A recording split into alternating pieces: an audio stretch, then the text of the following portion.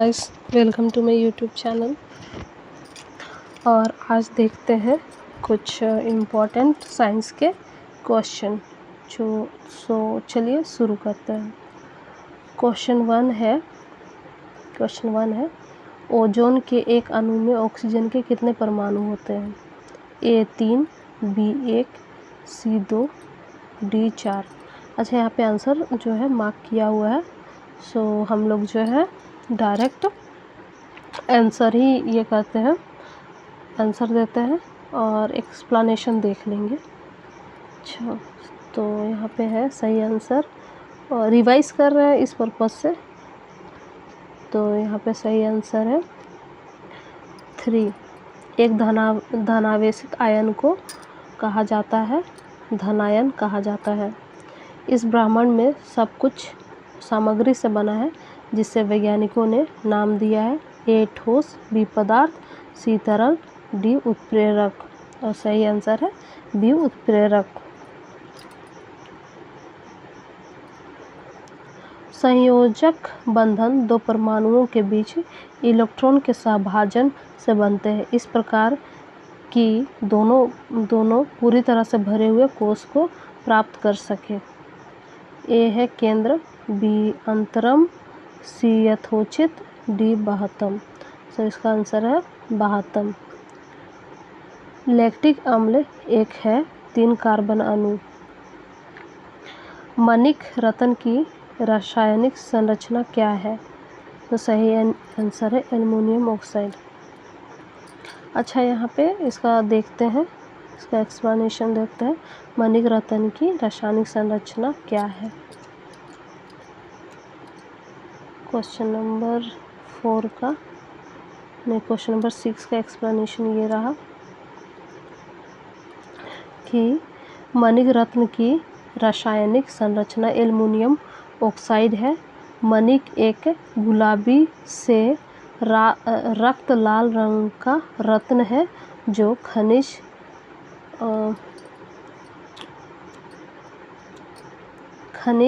Corundum aluminium oxide की एक किस्म है। एल्युमिनियम ऑक्साइड उभयधर्मी है। इसमें क्षार और अम्ल दोनों के रूप में अभिक्रियाएं होती है। क्वेश्चन नंबर 7 देखते हैं। लेड का रासायनिक चिन्ह क्या है? तो लेड का रासायनिक चिन्ह क्या है? Pb। इसका एक्सप्लेनेशन देखते हैं 7 का। तो यहाँ पे है लेड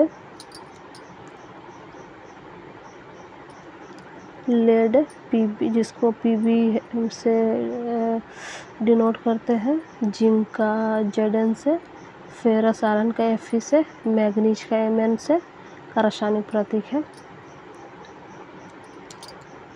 क्वेश्चन नंबर 8 देखते हैं।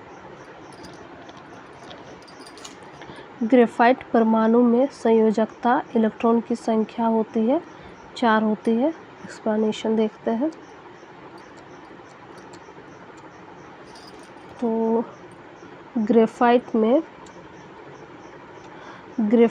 कार्बन में 4 संयोजकता इलेक्ट्रॉन होते हैं।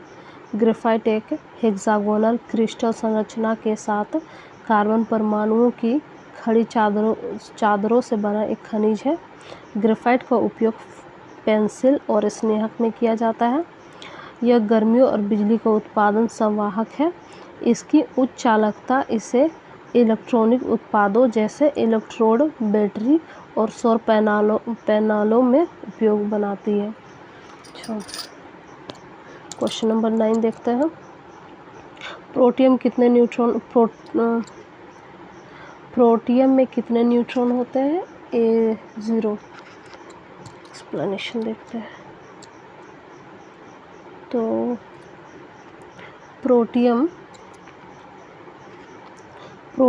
ड्यूटेरियम और ट्रिटियम के बीच मुख्य अंतर यह है कि प्रोटियम के नाभिक में न्यूट्रॉन नहीं होता है। अच्छा, जबकि ड्यूटेरियम 1 न्यूट्रॉन से बना होता है और ट्रिटियम 2 न्यूट्रॉन से बना होता है। प्रोटियम हाइड्रोजन का एक समस्थानिक है जो एक प्रोटॉन और एक इलेक्ट्रॉन से बना होता है। प्रोटॉन और इलेक्ट्रॉन से बना होता है। प्रोटियम में न्यूट्रॉन नहीं होता है।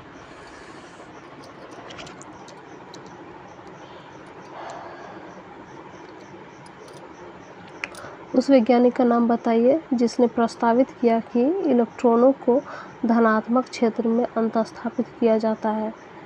ए जे थॉमसन। उस वैज्ञानिक का नाम बताइए जिसने प्रस्तावित किया कि इलेक्ट्रॉनों को धनात्मक क्षेत्र में अंतःस्थापित किया जाता है। तो सही आंसर है जे थॉमसन। एक्सप्लेनेशन देखते हैं। जे थॉमसन ने प्रस्तावित किया कि इलेक्ट्रॉनों को एक सकारात्मक क्षेत्र में अंतर्निहित किया जाता है। 1897 में जे थॉमसन ने कैथोड किरणों पर शोध करते हुए पहले उप परमाणु कण इलेक्ट्रॉन की खोज की। परमाणुओं की तटस्थता की व्याख्या करने के लिए थॉमसन ने परमाणु का एक मॉडल प्रस्तावित किया जिसमें नकारात्मक इलेक्ट्रॉन सकारात्मक चार्ज के एक क्षेत्र में बिखरे हुए हैं।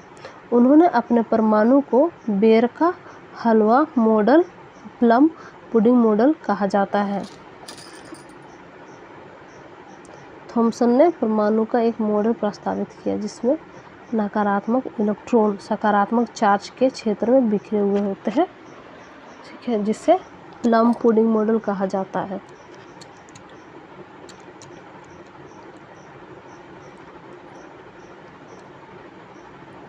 क्वेश्चन नंबर, निम्नलिखित में से कौन सा तत्व एक बहुमुखी तत्व है जो सभी जीवित जीवों और हमारे द्वारा उपयोग की जाने वाली कई चीज़ों का आधार बनता है? ए क्यूरियम, बी बेरियम, सी एंटीमनी, डी कार्बन। तो ये आंसर कार्बन है।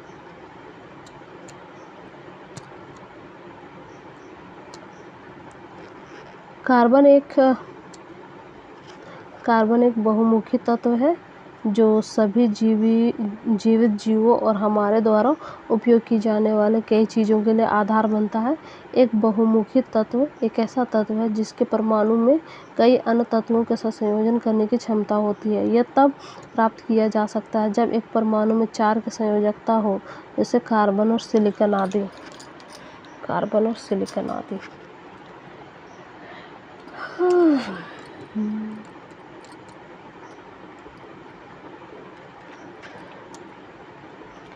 एक सुक्रोज अणु में डैश कार्बन परमाणु होते हैं?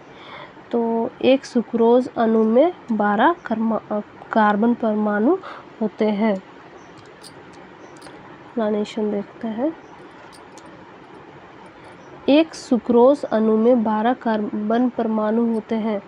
सुक्रोज के एक अणु सुक्रोज को डिनोट कर C12H22O11 में एक अणु में 12 कार्बन परमाणु, 22 हाइड्रोजन परमाणु और 11 ऑक्सीजन परमाणु होते हैं।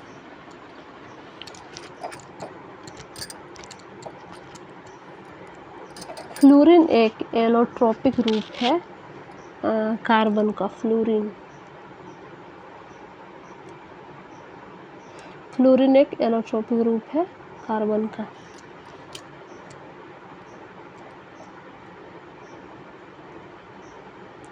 फ्लोरीन कार्बन का एक एलोट्रोपिक रूप है। फ्लोरीन, जिसे बैकमिनिस्टर फ्लोरीन भी कहा जाता है, कार्बन के 4 अपरूप हीरा, ग्रेफाइट, ग्रेफीन और बकमिनिस्टर फ्लोरीन है।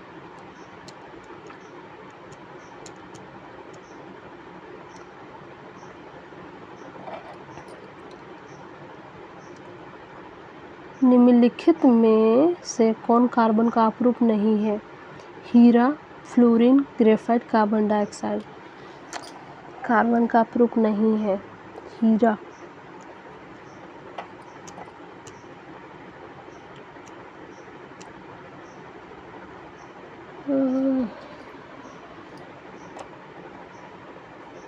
अच्छा, कार्बन डाइऑक्साइड कार्बन का अपरूप नहीं है।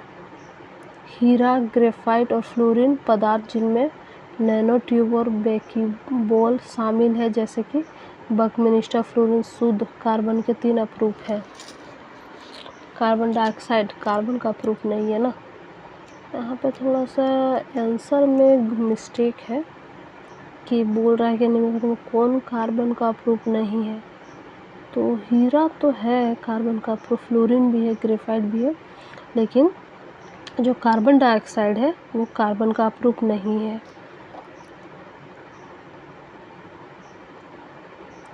ये गलत है आंसर, ये गलत आंसर है, ये सही है इसका कि कार्बन डाइऑक्साइड कार्बन का प्रूफ नहीं है। कार्बन का प्रूफ है हीरा, फ्लोरीन और ग्रेफाइट। देखते हैं क्वेश्चन नंबर 15। निम्नलिखित में से किसका उपयोग परमाणु रिएक्टर में विखंडनीय ईंधन के रूप में किया जाता है? U-235।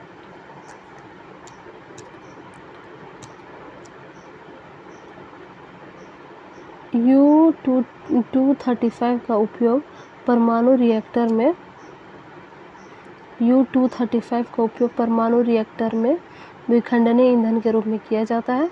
परमाणु विखंडन के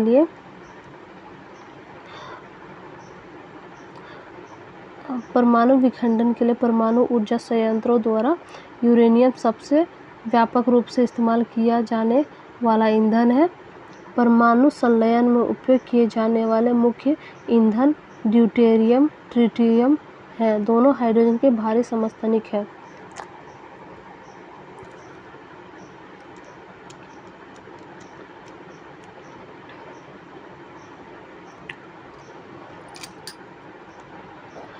निम्नलिखित में से कौन एक उपधातु है? सीसा, बी सोना, ब्रोमीन, सिलिकॉन।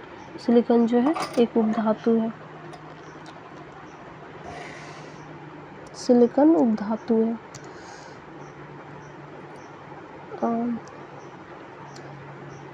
सिलिकॉन एक उपधातु है। उपधातु एक ऐसा तत्व है जिसमें ऐसे गुण होते हैं जो धातु और अधातुओं के बीच मध्यवर्ती होते हैं। उपधातुओं को अर्धधातु भी कहा जा सकता है। अच्छा, सिलिकॉन एक उपधातु है।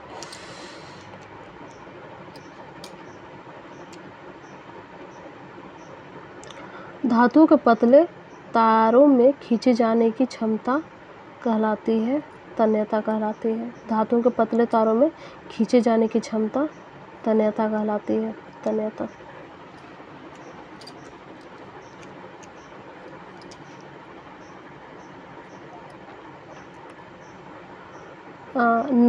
नमनीयता किसी सामग्री को बिना फ्रैक्चर के खींचे जाने या प्लास्टिक रूप से विकृत करने की क्षमता है। इसलिए यह इस बात का संकेत है कि सामग्री कितनी नरम या लचीली है। स्टील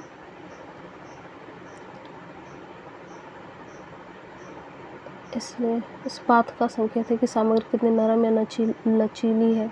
स्टील की लचीलापन मौजूद मिश्र धातु तत्वों के प्रकार और स्तरों के आधार पर भिन्न होती है। लचीलापन संपीड़न के नीचे विकृत होने की धातु की क्षमता के संपत्ति का वर्णन करता है।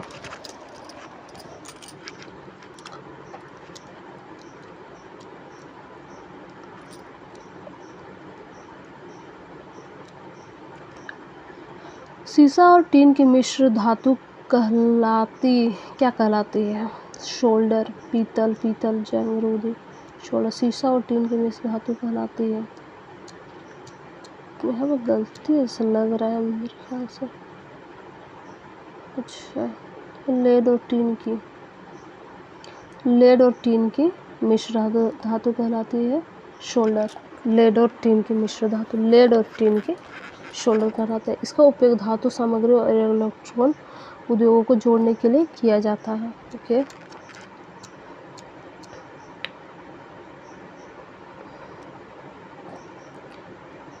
डैश को विद्युत ऋणात्मक तत्व के रूप में जाना जाता है क्योंकि वे इलेक्ट्रॉन के लाभ से ऋणावेशित आयन बनाते हैं। अधातु, मिश्र धातु, यौगिक, मिश्रण। अधातु को विद्युत ऋणात्मक तत्व के रूप में जाना जाता है क्योंकि वे इलेक्ट्रॉनों के लाभ से ऋणावेशित आयन बनाते हैं।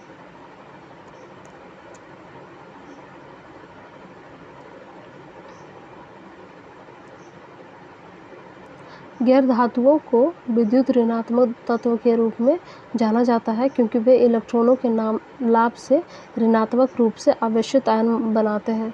मिश्र धातु दो या दो से अधिक तत्वों से बना धातु पदार्थ या तो एक यौगिक या एक समाधान के रूप में। यौगिक दो या दो से अधिक तत्वों से बने रासायनिक पदार्थ होते हैं जो एक निश्चित अनुपात में रासायनिक रूप से एक साथ बंधे होते हैं। मिश्रण तब बनता है जब दो या दो से अधिक पदार्थ संयुक्त होते हैं लेकिन वे रासायनिक रूप से संयुक्त नहीं होते।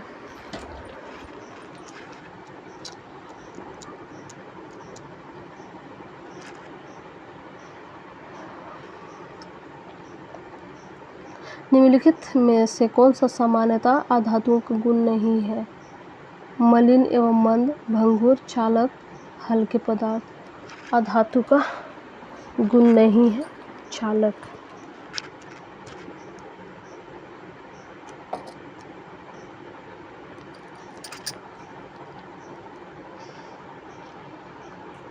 चालक आमतौर पर अधातु के गुण नहीं होते हैं। अधातु एक ऐसा तत्व है जो सामान्यतः ऊष्मा और विद्युत का कुचालक होता है और अधातुओं के अधिकांश गुण धातुओं के विपरीत होते हैं। अधातुओं के अधिकांश गुण धातुओं के विपरीत होते हैं। ऊष्मा और विद्युत का कुचालक होता है अधातु।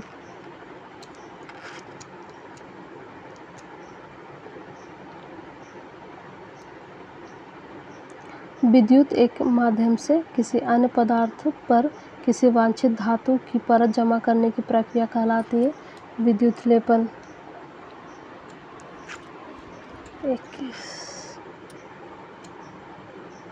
विद्युत के माध्यम से किसी वांछित धातु के किसी अन्य सामग्री पर एक परत जमा करने की प्रक्रिया को विद्युत लेपन कहा जाता है। विद्युत चुंबक तार के कुंडलों से बने होते हैं जिनमें से विद्युत प्रवाहित होते हैं। एक कंडक्टर एक वस्तु या सामग्री का प्रकार है जो एक या अधिक दिशाओं में चार्ज विद्युत प्रवाह की अनुमति देता है। एक इलेक्ट्रोड एक विद्युत कंडक्टर है जिसका उपयोग सर्किट के गैर धातु भाग के साथ संपर्क बनाने के लिए किया जाता है।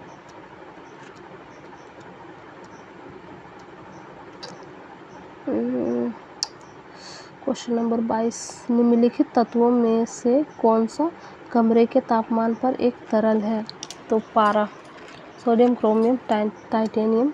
तो पारा जो कमरे के तापमान पर एक तरल है।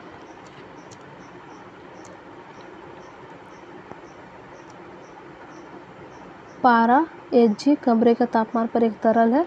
यह विद्युत का सुचालक भी है। अच्छा, विद्युत का सुचालक भी है, इसलिए यह विद्युत स्विच का एक उपयोगी घटक है। मरकरी का उपयोग दांतों की फिलिंग, पेंट, साबुन, बैटरी और फ्लोरेसेंट लाइटिंग में भी किया जाता है।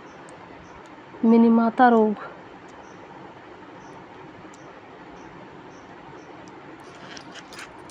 मिनीमाता रोग जिससे कभी कभी चीसो मिनीमाता रोग के रूप में जाना जाता है, एक स्नायविक रोग है जो गंभीर पारा विषाक्तता के कारण होता है।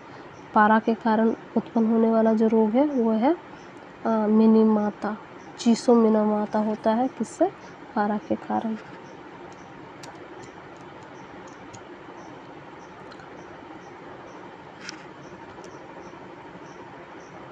माइक्रोचिप बनाने के लिए किस धातु का उपयोग किया जाता है? सिलिकॉन। माइक्रोचिप बनाने के लिए सिलिकॉन का यूज़ किया जाता है। और कहाँ पढ़े थे हम लोग सिलिकॉन?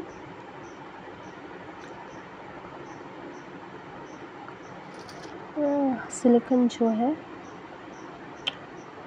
एक धातु है। सिलिकॉन माइक्रोचिप बनाने के लिए उपयोग किया जाता है सिलिकॉन का।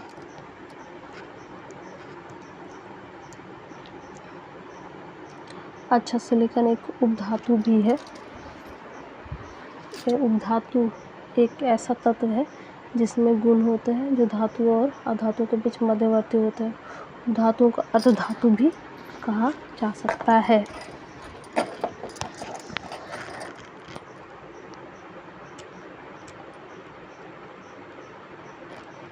सिलिकॉन का यहाँ पे एक्सप्लेनेशन है।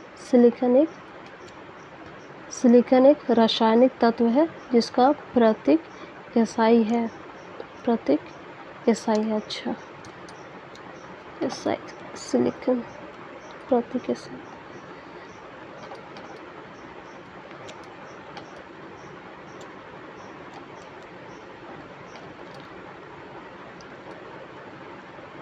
प्रतीक SI है और परमाणु संख्या 14 अर्धचालक है जिसका उपयोग माइक्रोचिप बनाने के लिए किया जाता है। टंगस्टन में सभी धातुओं को उच्चतम गलनांक और सबसे कम वाष्प दबाव होता है। ड्यूराल्यूमिन तांबे और अन्य तत्वों के साथ एल्युमिनियम का एक कठोर हल्का मिश्र धातु है। ड्यूराल्यूमिन तांबे और अन्य तत्वों के साथ एल्युमिनियम का एक कठोर हल्का मिश्र धातु है। ये ड्यूराल्यूमिन तांबे और अन्य तत्वों के साथ एल्युमिनियम के कठोर हल्का मिश्र धातु है।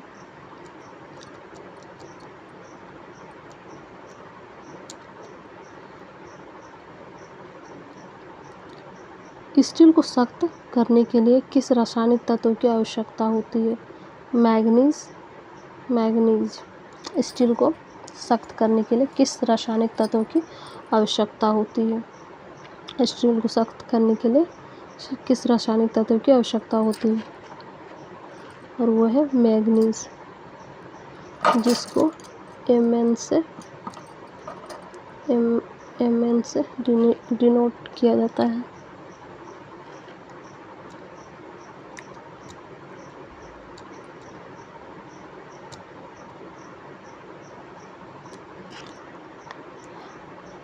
स्टील को सख्त करने के लिए मैग्नीज रासायनिक तत्व की आवश्यकता होती है। मैग्नीज सख्त होने की प्रक्रिया के दौरान स्टील की शीतलन दर को कम कर देता है। यह स्टील की यांत्रिक शक्ति में सुधार करता है।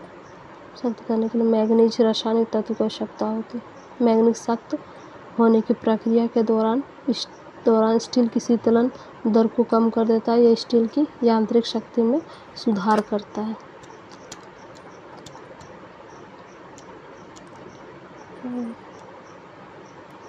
निम्नलिखित में से कौन एक अलोह धातु खनिज नहीं है? अभ्रक, बॉक्साइट, सी तांबा, लेड। अभ्रक अलोह धातु खनिज नहीं है।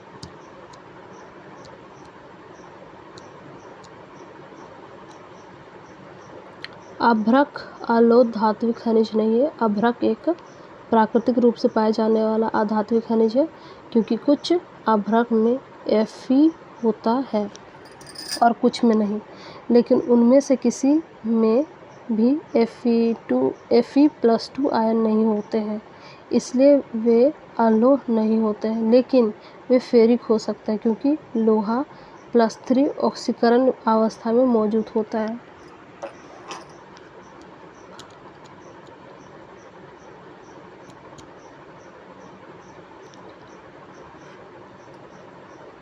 निम्नलिखित में से किसका उपयोग कोशिकाओं में अर्धचालक के रूप में सबसे अधिक किया जाता है? GaAs।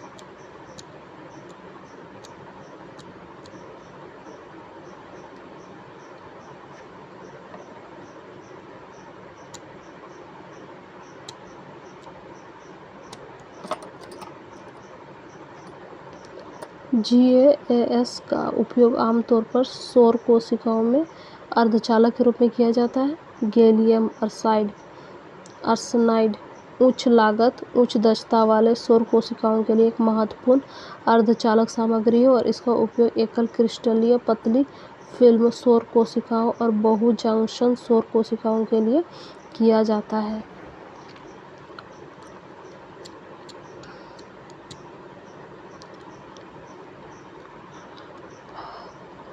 वे तत्व जिनमें धातु और अधातुओं के बीच मध्यवर्ती गुण होते हैं उपधातु कहलाते हैं। निम्नलिखित में से किसे उपधातु के रूप में जाना जाता है? कार्बन, तांबा, आयोडीन। और सही आंसर है जर्मेनियम को तांबा को उपधातु के रूप में जाना जाता है।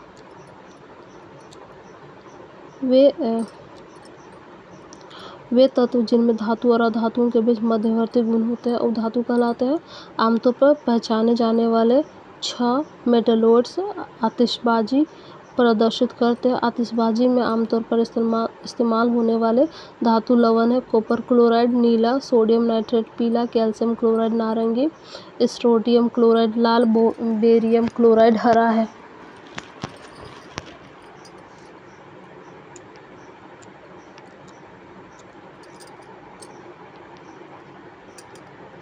लैक्टिक अम्ल एक 3 कार्बन अणु है। लैक्टिक अम्ल 3 कार्बन अणु है।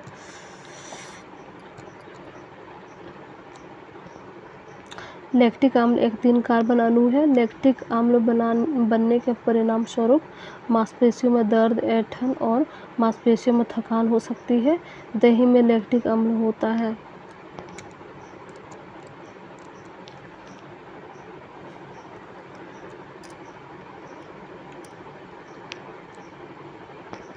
नींबू के रस का पीएच लगभग होता है 2 होता है। नींबू के रस का पीएच लगभग 2 होता है।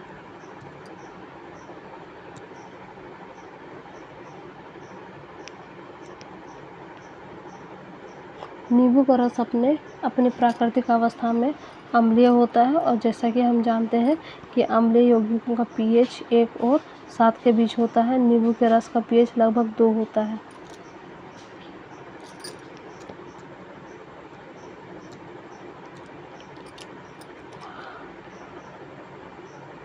मानव शरीर का पीएच पारस कितना है?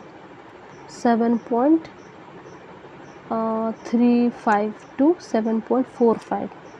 कितना है? 7.35 से 7.45।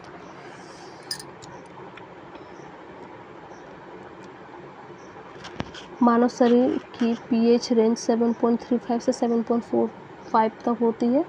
हमारे शरीर को ठीक से काम करने के लिए आम्लता और क्षारीयता का स्वस्थ संतुलन बनाए रखने की आवश्यकता होती है। हमारा शरीर 7.35 से 7.45 के बीच पीएच रेंज के भीतर काम करता है, इसलिए हम कह सकते हैं कि हमारे शरीर का पीएच थोड़ा क्षारीय होता है। ओके।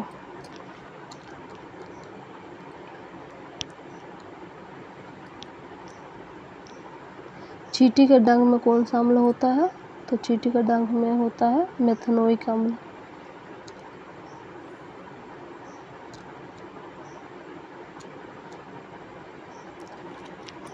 चींटी के डंक में मेथनोइक एसिड, फॉर्मिक एसिड मौजूद होता है। सिरके में एसिटिक एसिड मौजूद होता है। अंगूर, इमली और साइट्रस में टार्टरिक एसिड मौजूद होता है। लैक्टिक एसिड के जमाव के परिणाम स्वरूप मांसपेशियों में दर्द, मांसपेशियों में थकान हो सकती है।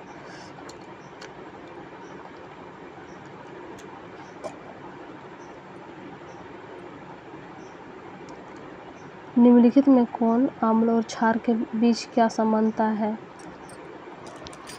7 से कम होता है। जिनका पीएच 7 से कम होता है एसिड होता है। तो अम्ल और क्षार में जो अंतर है वो है अम्ल या क्षार को जल में मिलाने की प्रक्रिया ऊष्माक्षेपी कहलाती है। जल में मिलाने की प्रक्रिया ऊष्माक्षेपी होती है।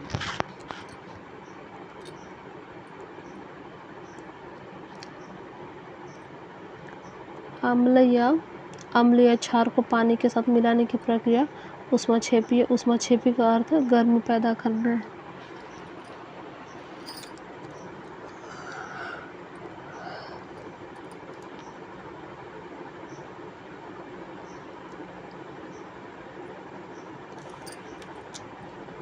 लिटमस विलयन किससे प्राप्त होता है? लाइकेन से। Petunia, hydrangea. सो लिटमस विलयन किससे होता है? लाइकेन से होता है।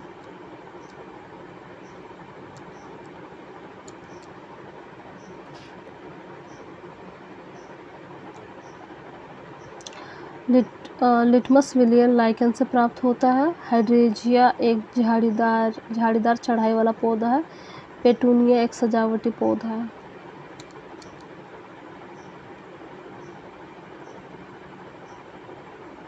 किस विलयन में हाइड्रोजन आयन सांद्रता मापने का पैमाना क्या है? किसी विलयन में हाइड्रोजन आयन सांद्रता मापने का पैमाना क्या है? PH scale. सांद्रता मापने का पैमाना पीएच स्केल।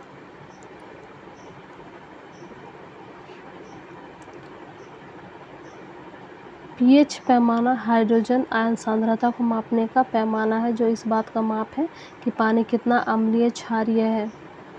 सीमा 0 से 14 जाती है, जिसमें 7 जो है तटस्थ होती है। 7 से कम का पीएच अम्ल को दर्शाता है, जबकि 7 से अधिक का pH एक घोल में एक आधार को दर्शाता है। तो 7 से अधिक का pH मतलब कि क्षारीय को दर्शाता है।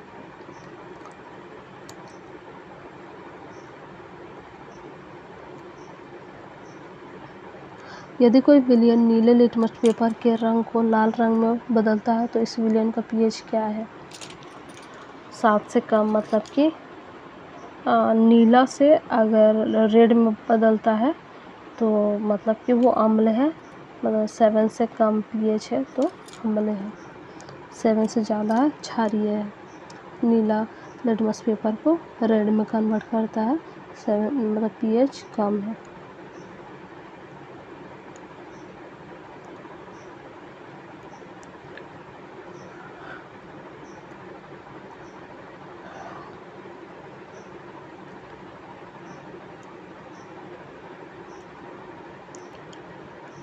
अम्ल नीले लिटमस पत्र को लाल कर देते हैं, जबकि क्षार लाल लिटमस को नीला कर देता है।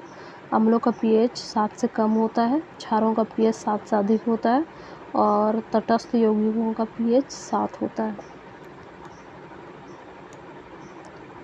अच्छा, क्वेश्चन नंबर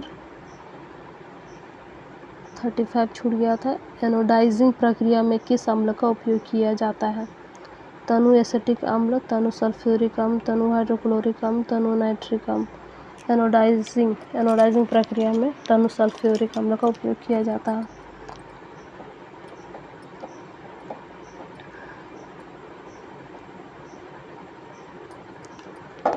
तो एनोडाइजिंग कोटिंग बनाने के लिए सल्फ्यूरिक एसिड सबसे व्यापक रूप से इस्तेमाल किया जाना घोल है।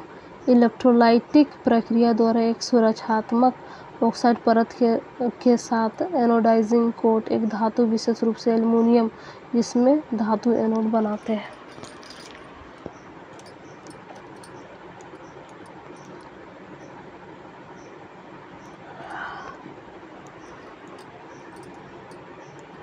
क्वेश्चन नंबर 37 देखते हैं। सल्फाइड अयस्कों को अधिक आयु की उपस्थिति में प्रबलता से गर्म करके ऑक्साइड में परिवर्तित किया जाता है। इस प्रक्रिया को किस नाम से जाना जाता है? रोस्टिंग। सल्फाइड अयस्कों को अधिक आयु की उपस्थिति में प्रबलता से गर्म करके ऑक्साइड में परिवर्तित किया जाता है। इस प्रक्रिया को कहा जाता है रोस्टिंग।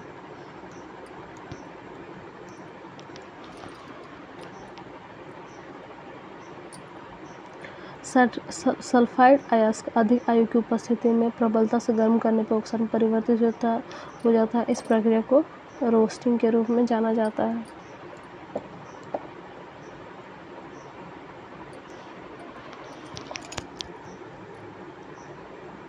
एक खोल के अंदर से निकालने के लिए तकनीकी शब्द नेक्रे को किस रूप में जाना जाता है?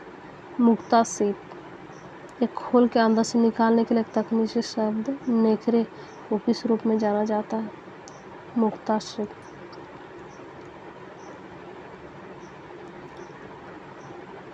मदर ऑफ पर्ल नेक्रे है, जो खोल के अंदर से निकालने के लिए एक तकनीकी शब्द है। गार्नेट सिलिकेट खनिजों का एक समूह है जिसका उपयोग कांस्य युग के बाद से रत्न और अपघर्षक के रूप में किया जाता रहा है। ओपोल सिलिका का हाइड्रेट अनाकारक रूप है। अच्छा, सिलिका का हाइड्रेटेड अनाकार रूप है।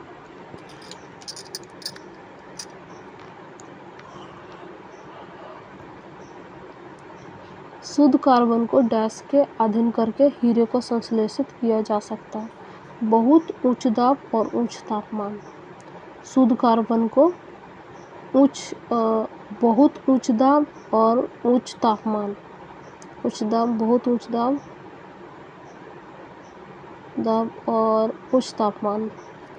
शुद्ध कार्बन को बहुत उच्च दाब और उच्च तापमान के अधीन करके हीरे को संश्लेषित किया जा सकता है।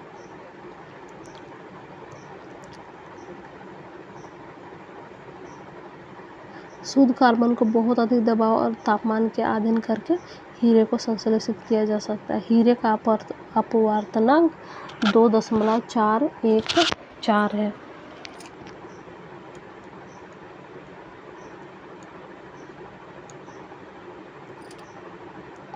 प्रकृति में पाए जाने वाले धातु के यौगिक को कहते हैं फ्लस्क, बी खनिज, सी अयस्क, डी लावा। प्राकृतिक में पाए जाने वाले धातु के यौगिक को कहते हैं खनिज।